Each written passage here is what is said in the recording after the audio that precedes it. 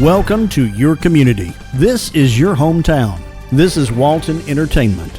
This is where you can hear from the community and those making a difference. We explore topics, local festivals, arts and entertainment, and local news. For this program and much more, visit us online at yourlocalstream.com. That's yourlocalstream.com.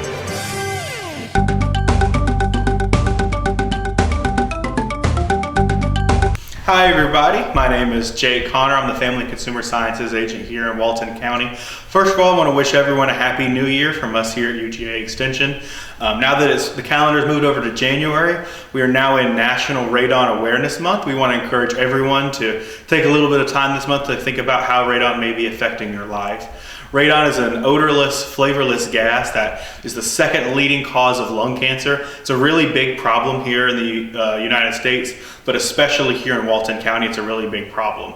We've got two opportunities for folks to learn more about radon.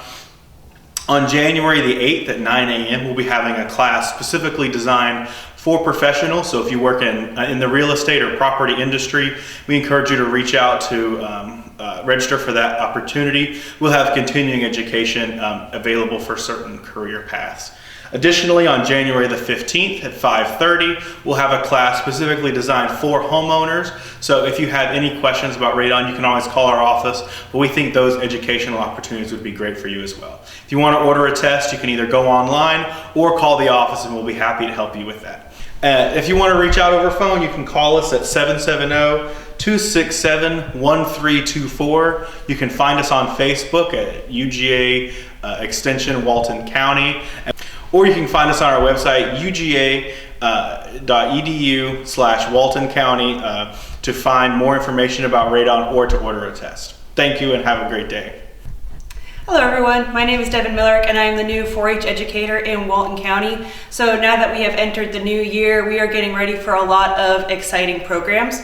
One of our big ones that we are talking about in January is summer camp, which I know it seems a little early for summer camp, but registration actually opens February 3rd.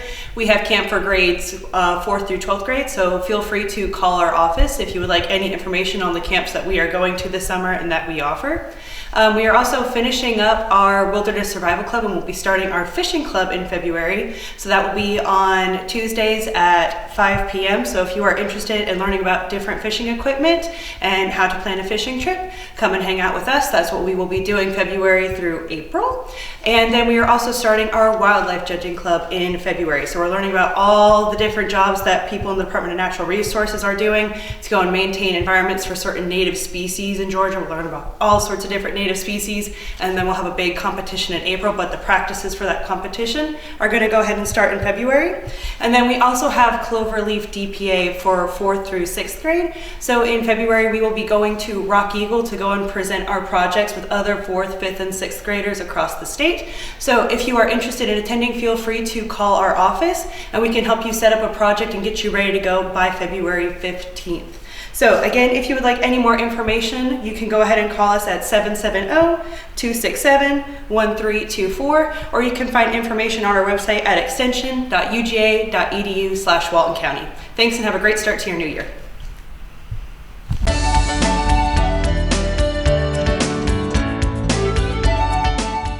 Hello, I'm Kenny Sargent with Keep Walton Beautiful in the Walton County Recycling Center. I want to thank everyone for tuning in.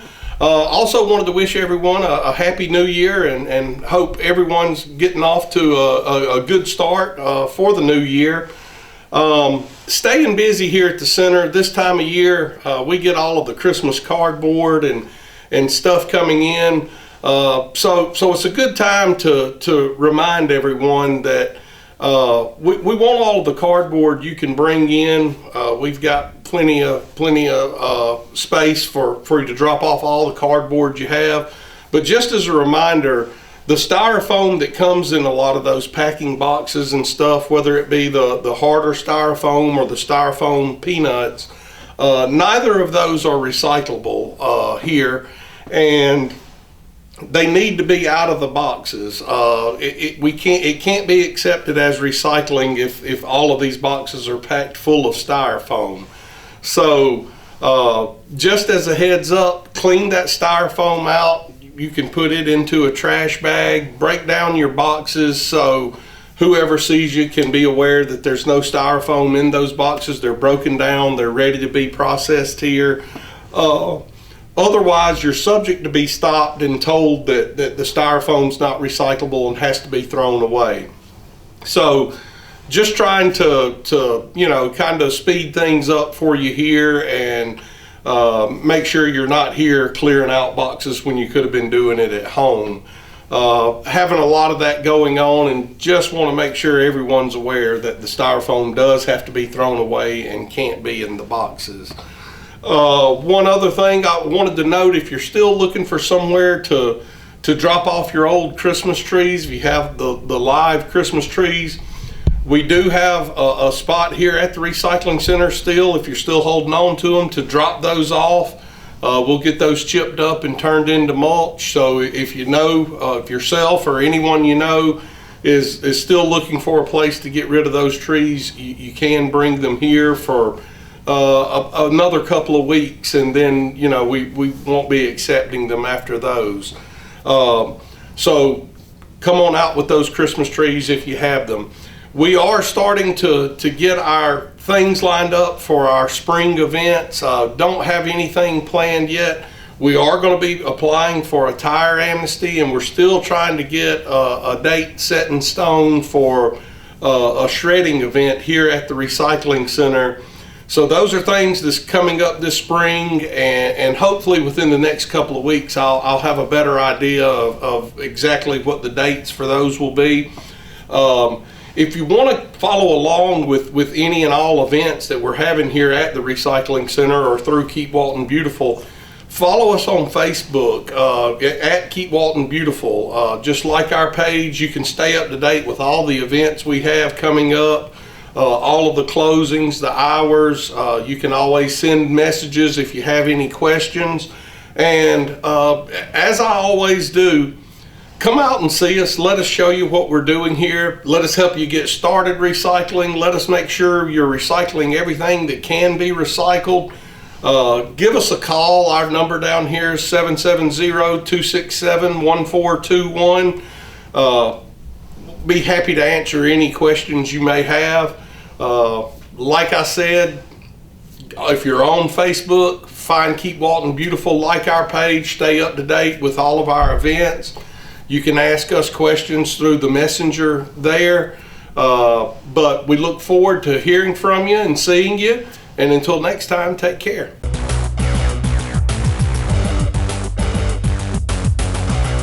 Hi, I'm Jody Johnson, and I'm here with another recreation report.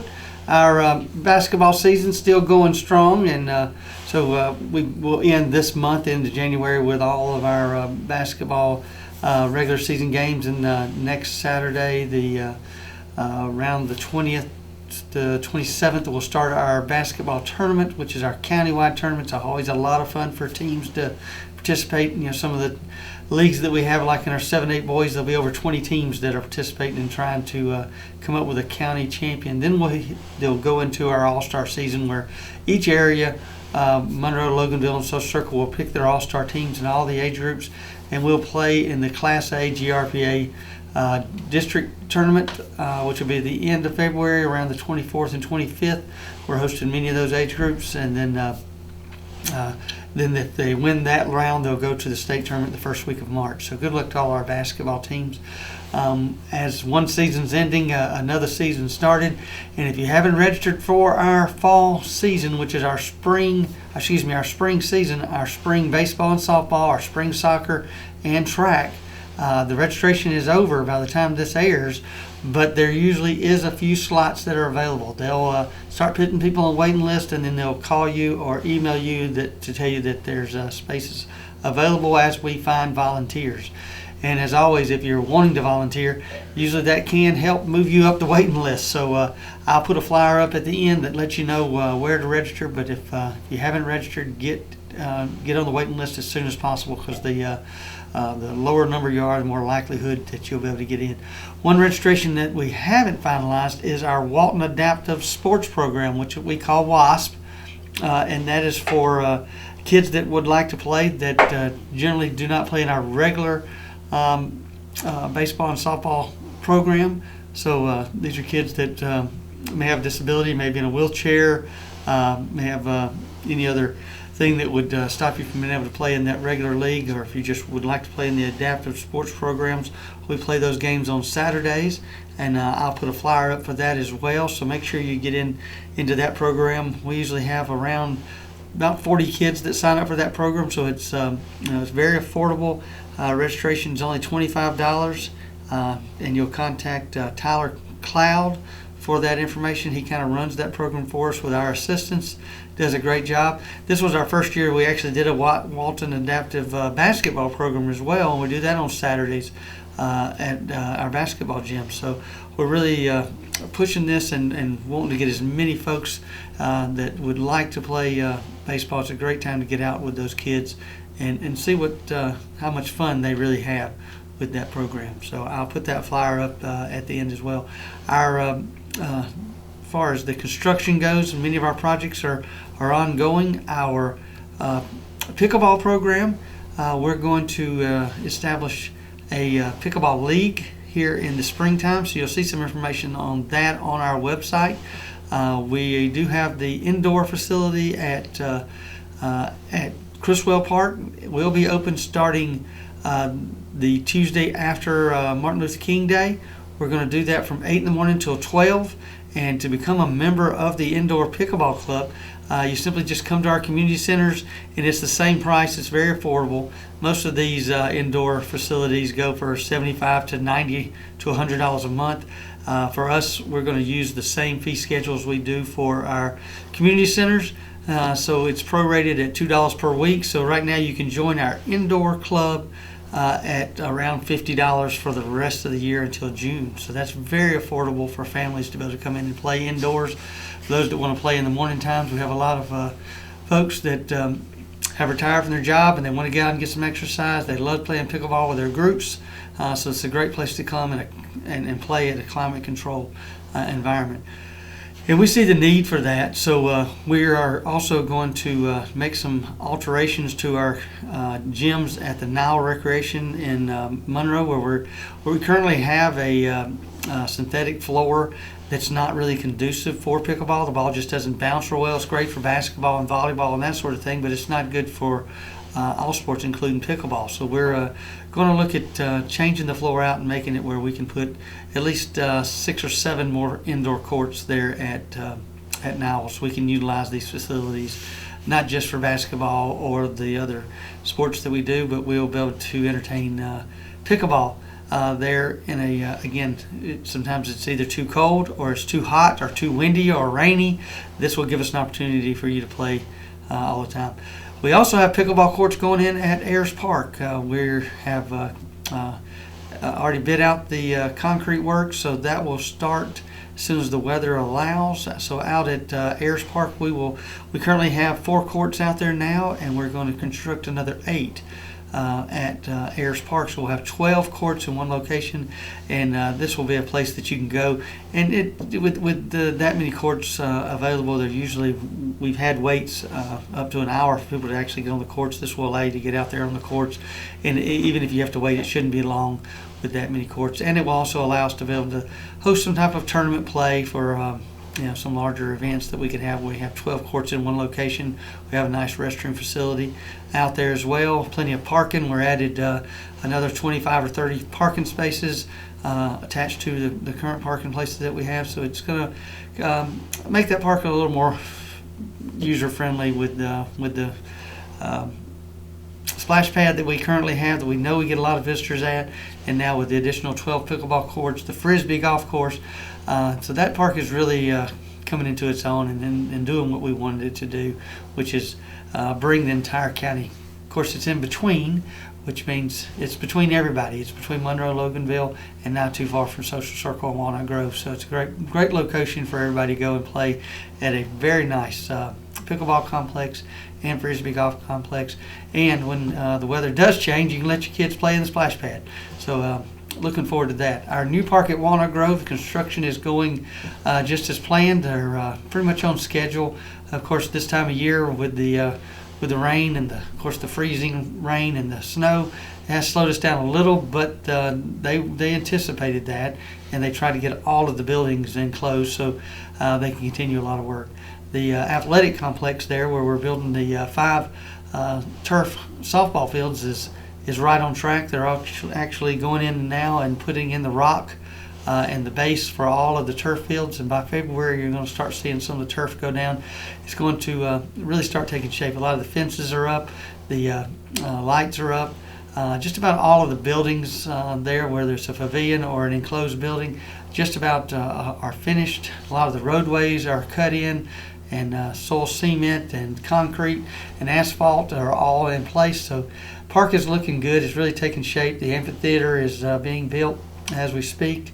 The large pavilion that overlooks it, it's going to be a fabulous place to go, not only for athletics, but the community center side has got community rooms that are larger than any that we have. A place for meetings. It's a great workout center area with the amphitheater there that we'll be able to host concerts and host other events out there, whether it be a Christmas event or have food trucks, that sort of thing. It's a great place for us to have that we don't currently have in our county. So we're looking forward to that. Total completion should be somewhere around November of this year, of 2025. So I think the baseball complex, softball complex will be done probably a few months earlier than that we'll be able to get into it. A lot of infrastructure is complete. So looking forward to a great park and a lot of things coming here in Walton County. Thank you to the Board of Commissioners for their foresight and seeing that our county is growing, and then there's a lot of different needs other than just the baseball and softball and the basketball, football, and soccer. We have other needs with walking trails and all kind of things that we'll be able to offer you. Again, go to our website at waltoncountyga.gov. You can see all the things, and we even post some pictures of the construction that's going on out there at the Walnut Grove Park, and we'll add some for the pickleball as well. And go to our community centers if you're interested in that indoor pickleball, if you think that's something you'd like to do. So we'll put these flyers up. Don't miss the registration. If you've missed already our spring registration for all our spring sports, make sure you get on the waiting list for that or contact our coordinators at our offices. If you're interested in the WASP program, the Walton Adaptive Sports Program, please sign up for that starting February 1st through March 1st, and we'll get you in that program. So we have a lot going on, and we're looking forward to a great 2025. Thank you very much.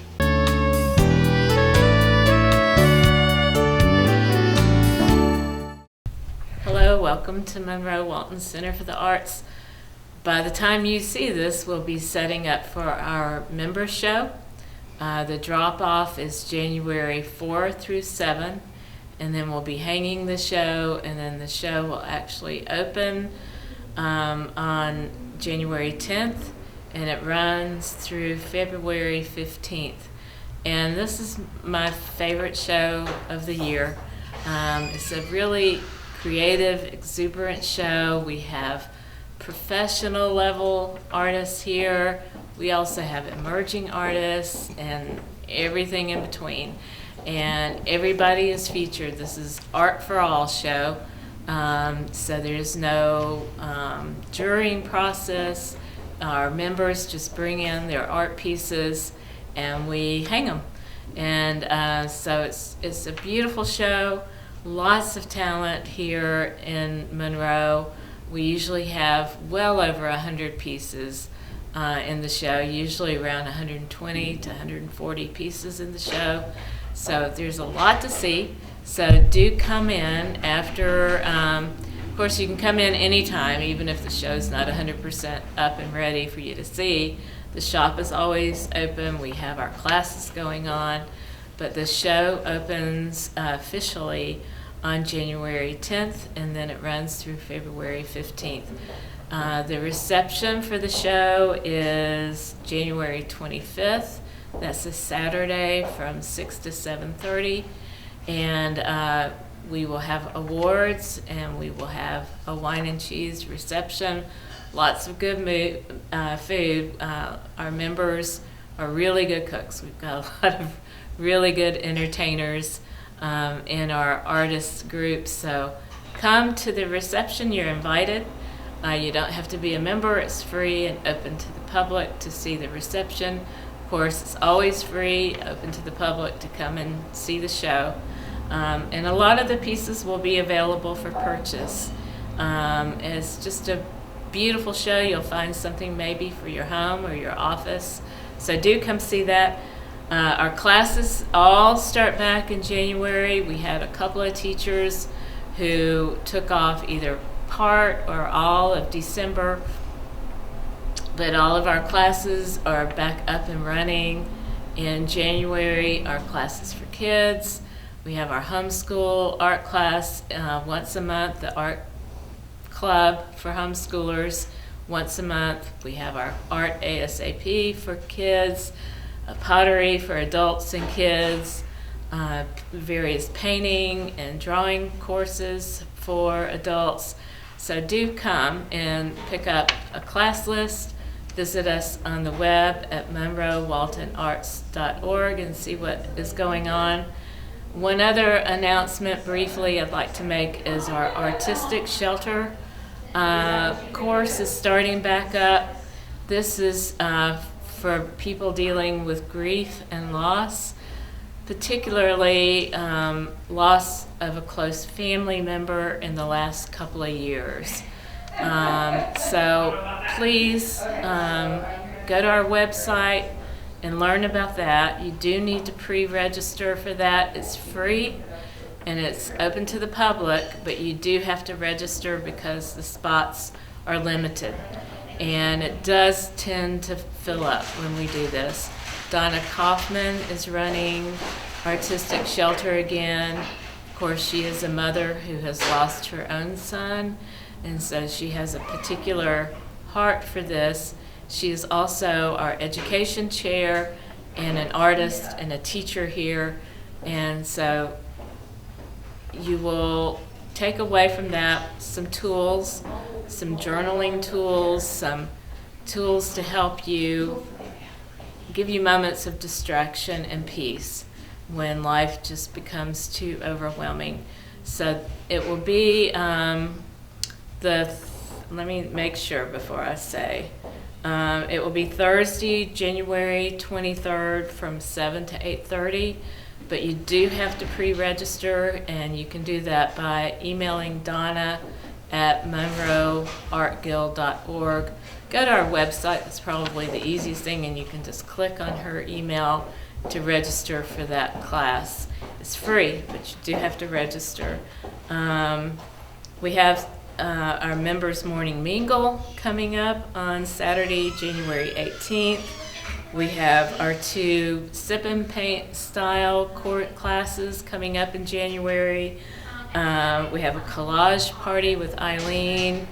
So all these things are in addition to our usual weekly classes. So do come in, pick up an updated class list, visit us on the web, see what we have going on, come in and say hello.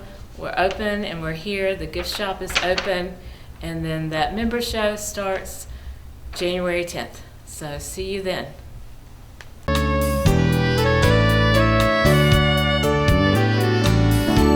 morning. I'm Tisha McCrae with the Walton Youth Project and the Partnership for Families, Children, and Youth.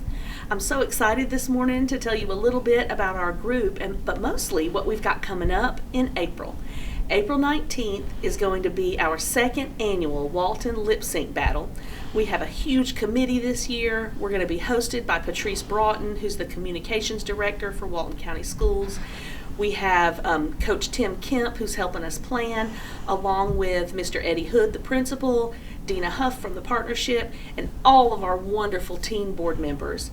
The Youth Project has 30 teenagers from high schools throughout Walton County who get together and do needs assessments in their community and then come up with grassroots initiatives like this one. Last year, our lip sync battle was won by the Bridge of Georgia School, and they were able to raise money for their school in addition to getting that performing arts exposure that is so wonderful for kids. So the way it works is a team or an individual gets together and decides what they're going to sing. It is a lip sync, so you don't have to have any real singing talent, but dancing talent is definitely appreciated. So you get together, you pick a song, then you decide what charity you want to benefit. Let's say you are a group of friends from your neighborhood and you would like to benefit Boys and Girls Club, or Habitat for Humanity, or the Humane Society.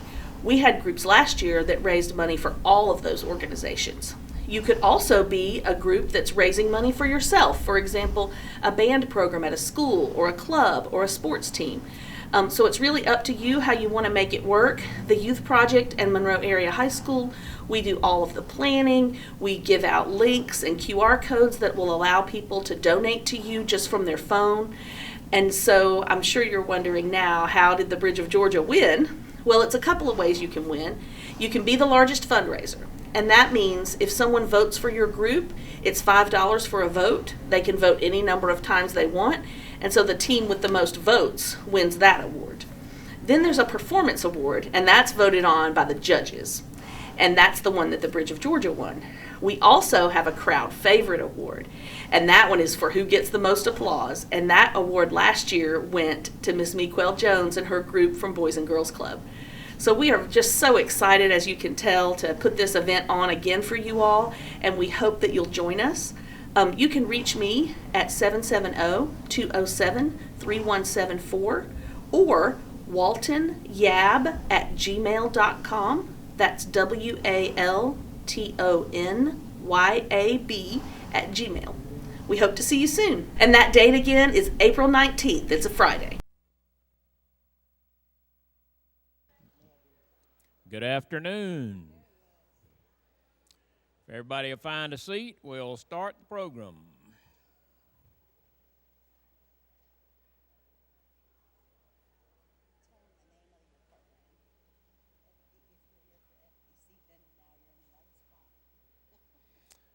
Okay, my name is Steve Brown. I appreciate you being here, and First Baptist Church appreciates you being here.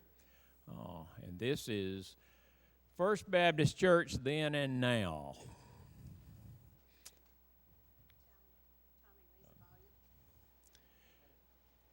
So Andrew Jackson was not a member of First Baptist Church. But just to start, I thought I'd give you a little historical perspective. Andrew Jackson was president of the United States when the Baptists in Monroe started thinking about a church in 1828. Our flag at that time had 24 stars.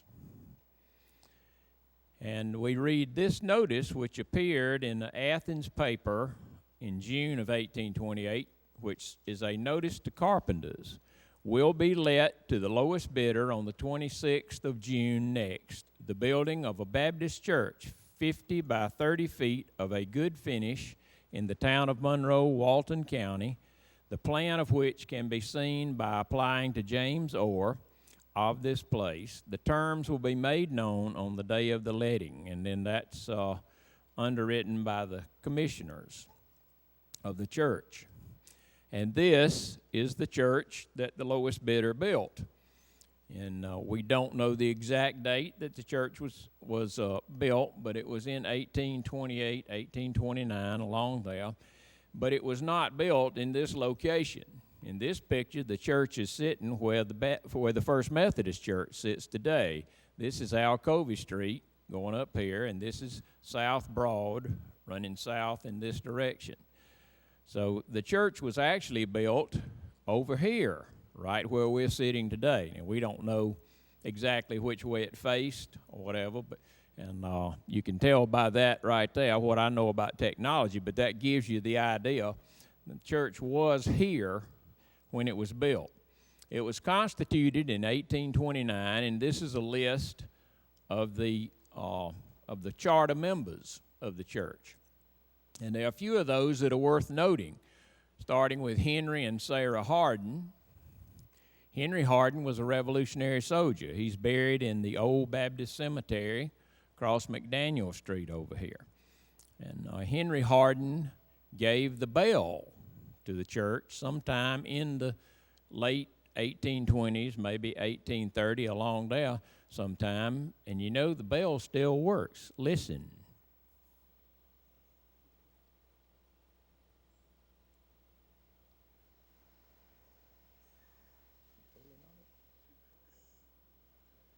Okay, my wife's trying to ring the bell. The bell right now is surrounded by plexiglass, and it's hard to hear, but it's still up there, and it's approaching 200 years old. It's probably the oldest thing in this church, even older than Tommy Odom. So.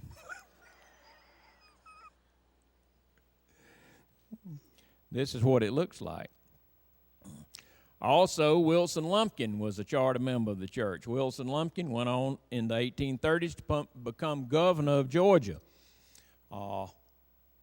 At that time, Atlanta, which was not called Atlanta, it was called Terminus because the railroad tracks ended there. Well, Governor Lumpkin was so well liked that the people of Atlanta wanted to name the town for him. And I don't know whether they wanted it to be Wilsonville or Lumpkinburg or whatever, but he prevailed upon them rather to name the town for his daughter, Martha. And if you remember your Georgia history, you'll remember that during a part of history, Atlanta was known as Marthasville. Something you may not know is that Martha Lumpkin was born right here in Monroe on Broad Street, about where John's Supermarket is today. And then under my menu down here, Martha Walker. Martha Walker was the grandmother of Governor Henry McDaniel and the great-grandmother of Governor Clifford Walker, both of whom were members of this church. A few of the early pastors, we mentioned Henry Hardin. Henry Hardin was an ordained Baptist minister. We don't know if he ever preached at First Baptist Church. There was no record of that, but there is a possibility. The first recorded pastor is John Hillier. John Hillier served from 1829 to 1834. He was a member of a very prominent family, the Hillier family, and a relative of his organized the Hillier Rifles, which was one of the units in the Confederate Army that came from this area. Then following him was Edwin Dyer from 1834 to 35. Pastor Dyer, there were 113 members that joined the church while Pastor Dyer was here, and he left here and became a missionary. In 1865, Dr. Gus Nunley came from 65 to 76. Not only was he pastor here at the church, but he was also the editor of Monroe's first newspaper, the Southern Witness, in 1870. He went on to become president of Mercer University, LaGrange College, and Columbia College in Florida. Now, for years and years and years, Dr. Nunley held the record as the longest surviving pastor of First Baptist Church, but that record was beaten by Dr. Glenn Money, who has been with us for 18 years now and is doing well.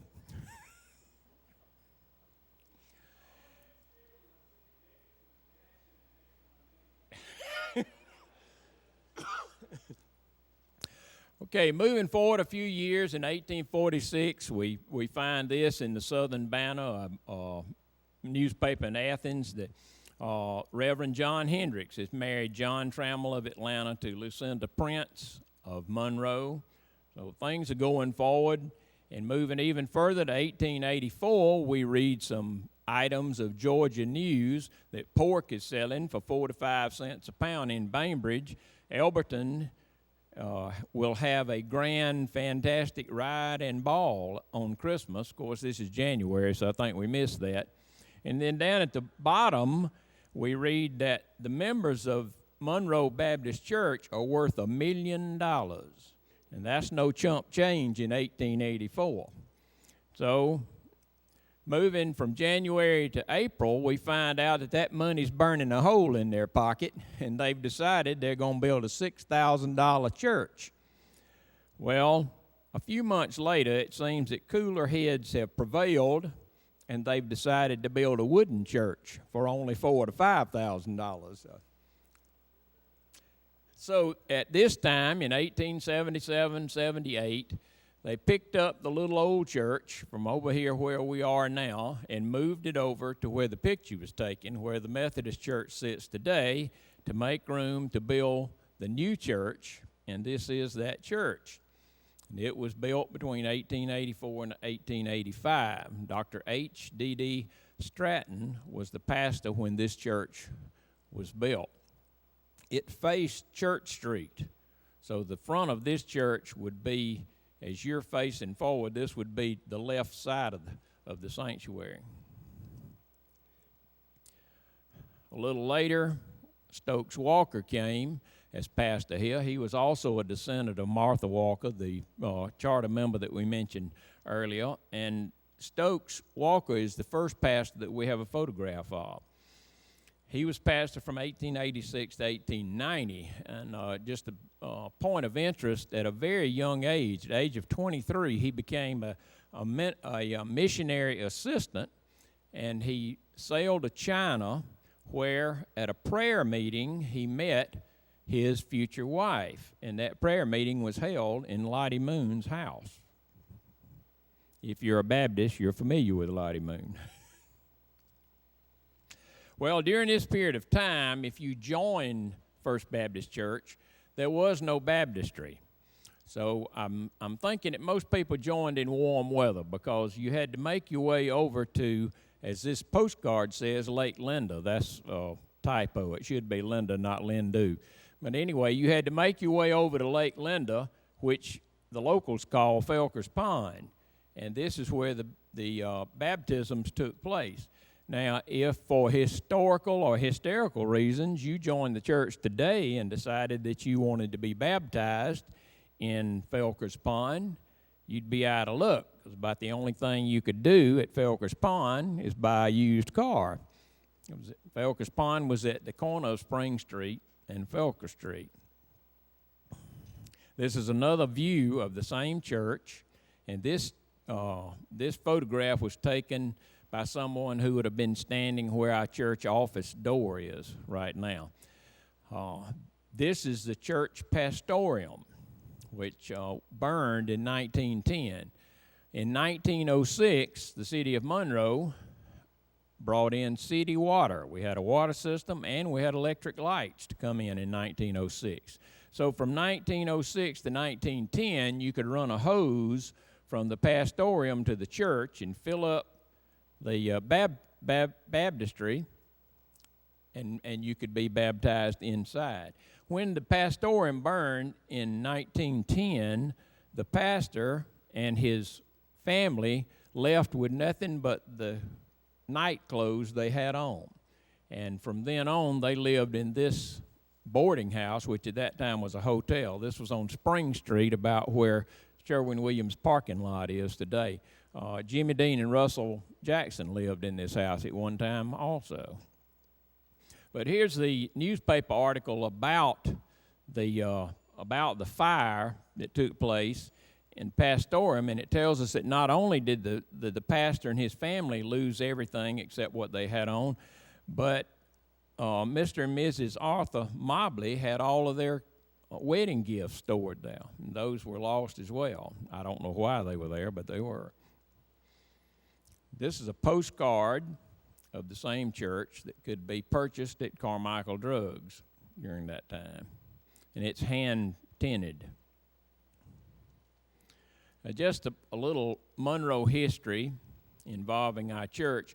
This picture was made by Mr. E.M. Carnes around 1910, and he was on top of the courthouse when he made it. This is Broad Street going south. This is Washington Street. At that time, Washington Street was named Pearl Street. And you can see our church back here, the wooden church, where it is, where we're sitting today. This is the big white house in front and to the side of the church. This house didn't start out like this. It started as a much smaller house, and we have an effort underway to try to rename that house the Giles Lanya's house. We'll speak about that for a moment later. This is the E.M. Carnes house. The man who's making the photograph lived here and had a studio upstairs. Today, this is Lee and Andy Malcolm's real estate office.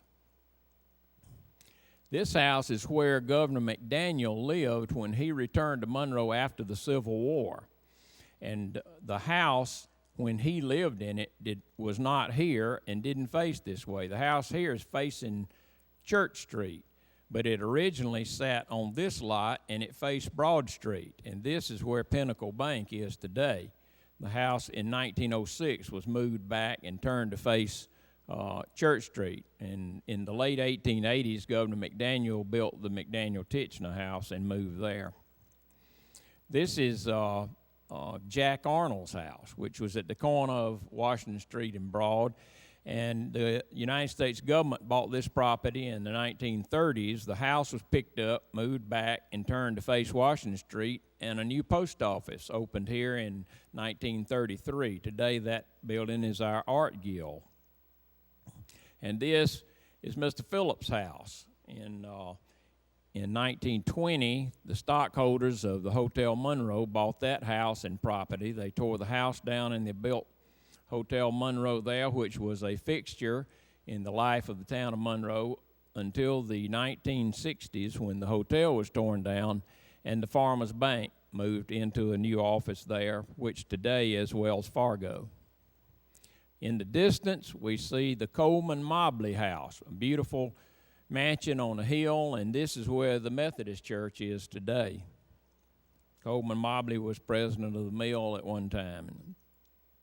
And down here in the corner is the Walton Hotel, which is still with us. It's where the Tribune has their new offices now, and was also a vital part of the city of Monroe, really at an earlier period as a hotel. It stopped being a hotel before 1900 and just became storefronts and offices. Later on, we decided we needed a new sanctuary, and so the wooden sanctuary was sold to Macedonia Baptist Church, which is an African-American church between here and Gratis. They took mainly the timbers to their location and built this church on the frame of the church that we sold them. We also sold them the pulpit furniture, but sometime later we decided we needed it back, and so through some type of deal, good or bad, we furnished them with some more and got the pulpit furniture back.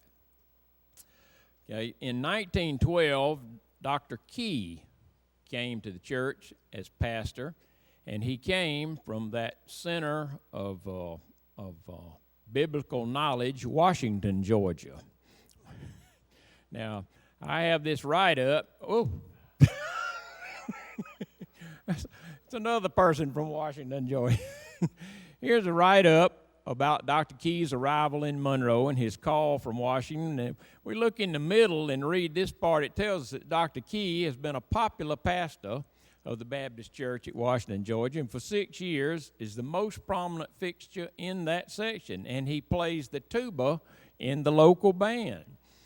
So if you compare certain aspects of Dr. Key's facial features with another tuba player that we know and love from Washington, Georgia, you can see some similarities there.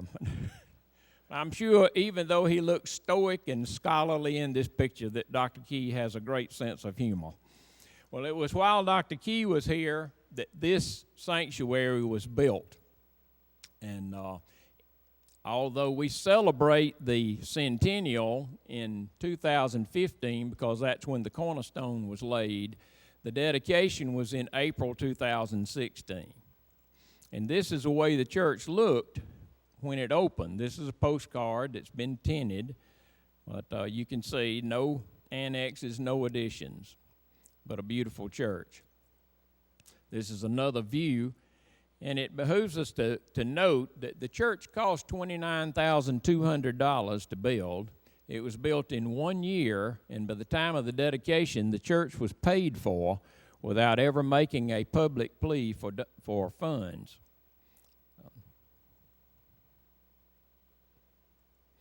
These are just some pictures of some young girls skating on the sidewalk shortly after the church was built. And paved sidewalks were not something that was very common around Monroe at that time. Actually, none of the streets were paved at that time. So I guess that was a boon to them. This is a Sunday school class taught by Mrs. Emery Darby. This picture was made in 1916, the year the sanctuary was dedicated. And I won't try to tell you all these people, but I think I saw Randy in here a while ago. This is Randy's uncle, Ernest Camp Jr. Let's see, this is Booth Williams, who would later be mayor of Monroe. And I believe this is Charles Briscoe's uncle or great uncle. Not sure which. And then in 1926, we got the pipe organ. And this is the program from the dedication of the pipe organ. Charles Sheldon, came down from Atlanta and performed a concert to dedicate that organ. And let me tell you, I'm sure that most, if not all of y'all, are smarter than I am. And Susan and I have only been members here a few years, but up until 2 or 3 years ago, I thought these pipes right here was where that beautiful music that Sarah plays was coming from. And then, lo and behold, I found out these are just for looks. They don't even make music.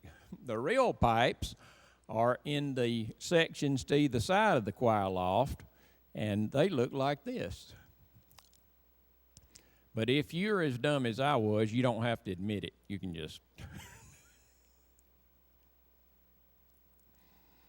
This is a copy of the church's program from 1929. It was called the Eclograph.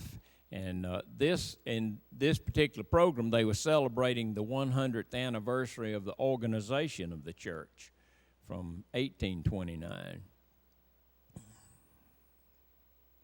And this is the oldest photograph we have of the interior of the church. And other than the folks that saw this Wednesday night, you're the first people or the second people that have ever seen this picture.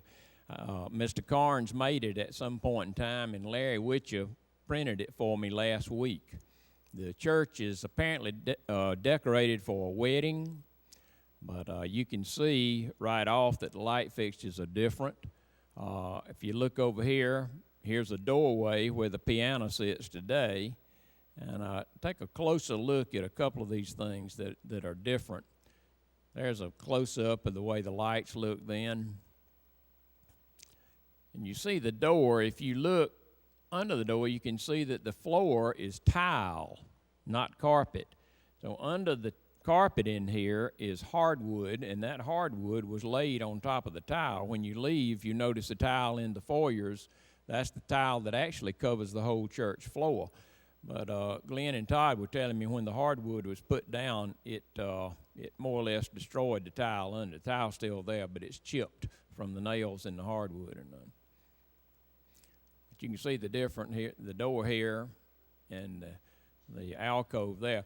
Notice in the door there's an exterior window, and that wouldn't be there today because there's an annex that's been added to this side of the church. So this picture was made sometime after 1926 because the organ is in, but we don't know exactly when. They also had curtains on the balcony, and I don't know what purpose those served. Maybe some of you can figure that out. I can't. Here's a ladies' mission union from the 1930s standing out on the steps. Everybody in fashionable headwear. And then in 1950, it became necessary to add an educational annex. And that's this part right here. This picture was taken from Jackson Street, and actually was taken during the second annex's construction, but it shows you the annex that was built in 1950. This is some photographs that were made in the sanctuary during probably the 50s and the 60s. You might can pick yourself out in there or somebody you know. This when Reverend Jett was here. And you see that at that time there was a wall that separated the two areas below the balcony back there, and there were 3 walls in the balcony that separated the sections up there. And this is a plan for the second educational annex. Here's a sanctuary This annex had been added in 1950, and in 1962, which is the date on this plan, they were planning to add a second annex. The original plan for the second annex called for the closing of Jackson Street, and the second annex would go straight back in this direction. Rufus Harris, president of Mercer University, owned this property then. I think he used it as a summer home, but he was going to give the church a contract to use this part of his property as a parking lot as long as the church was here. But the city wouldn't close Jackson Street. Well, the church already owned the Henderson property. This is Church Street right here. Now, today, that'd be part of our parking lot, but Church Street was still open back to Jackson Street at that time. We owned the Henderson property here, and we bought Ezra Chick's property here, which gave us a property on both sides of Church Street. So the city did agree to close Church Street, and the second educational annex was added in this direction. And that's this picture here. And that was completed in 1968, but it was not completed without some almost disaster. This is a picture made from the parking lot beside the sanctuary of that. But in 1966, we had a fairly major fire in here, which did some serious damage, as you can see from these photographs.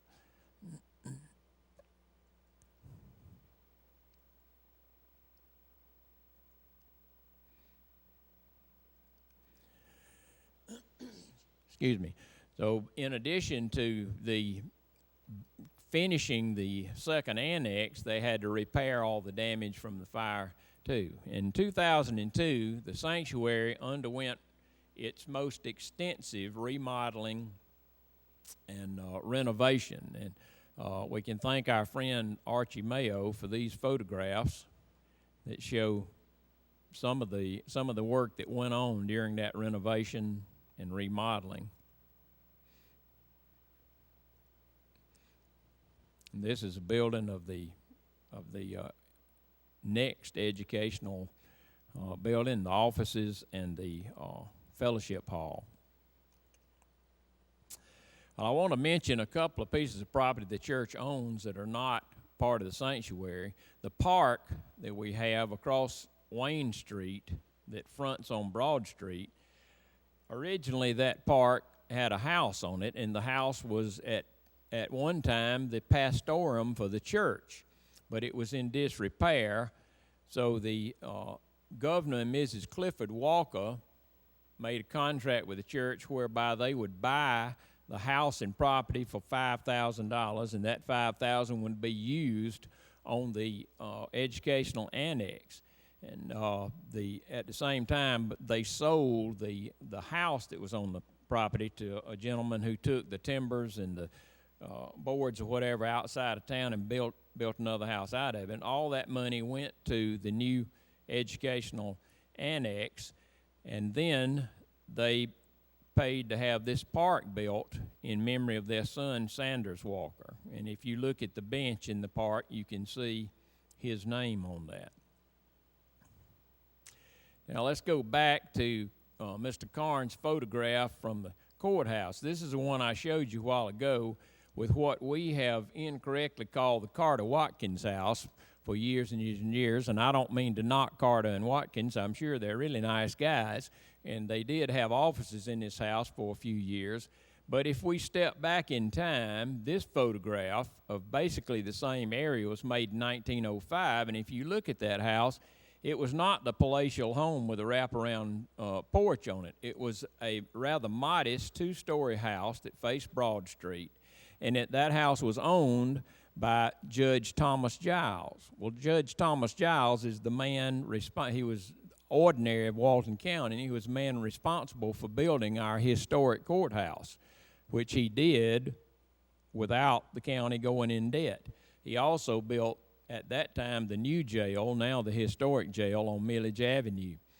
So he lived in this house, and you can see there's scaffolding beside the house at this time, and they're adding this part of the house on the side plus the wraparound porch. In 1898, the Lanyas family bought that house from Judge Giles, and they had the renovations done. This is Judge Giles' photograph. And this is the way the house looked about 1907. The original house stopped right here. This was it. The Lanyas family added this part, and they added the wraparound porch.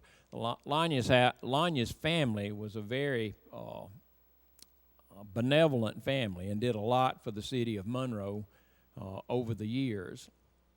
This, if you grew up in Monroe, this is Kathleen Lanyas Williamson, who lived in the house and who swept the steps and the sidewalk every day.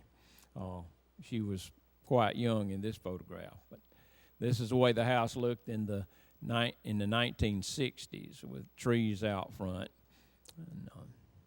And steps had been added because another part of the Lanyas family was living upstairs in the house at that time.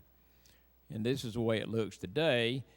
And my request of you is to try to remember and call the house the Giles Lanyas house, which is much more historically correct. So, through all those years, we have come to the present with this campus and this facility that we sit in today, and the additions that have been added all the way up through the offices, the fellowship hall. And this campus allows us to do the two things that Baptists love to do more than anything else, and that is to worship our Lord and to eat. Attendance, I appreciate you being here.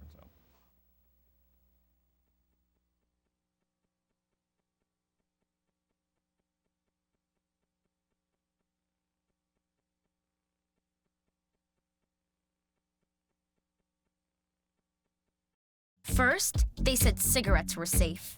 We know how that turned out. Now, they say they didn't market e-cigarettes to teens? Fact, more than 1 in 4 high school students are vaping, and 80% say their first e-cigarette was flavored. Vaping is harmful to developing brains.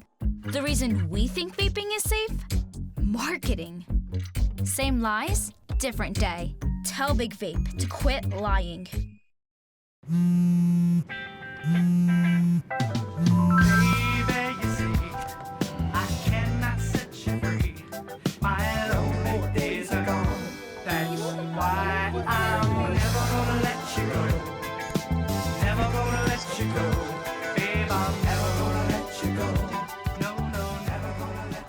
Here you go. Thank you. Thank you. Never gonna let you go. Never gonna let you.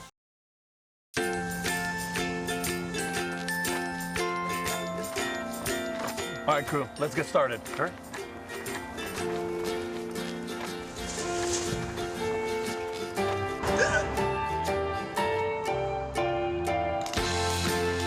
Don't ignore the law. You must call 811 at least 2 to 3 days before any digging project so you can avoid hitting our essential buried utilities. For digging projects big or small, make the call to 811. I don't remember how it started. Go to that. Oh boy. Our back and forth. It always came back. You probably don't remember what you told me. That was perfect. But I heard every word.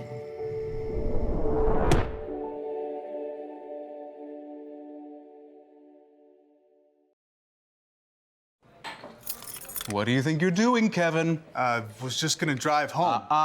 There are several warning signs present that you shouldn't be driving. Like hearing voices? Like your text-to-emoji ratio? Oh man, the selfies. Selfie. Nailed it. We all have warning signs that let us know that we're probably not okay to drive. Mine is pretending to be your subconscious. Craig, come on man, let's put a ride home. Your community. This is your hometown. This is Walton Entertainment. This is where you can hear from the community and those making a difference. We explore topics, local festivals,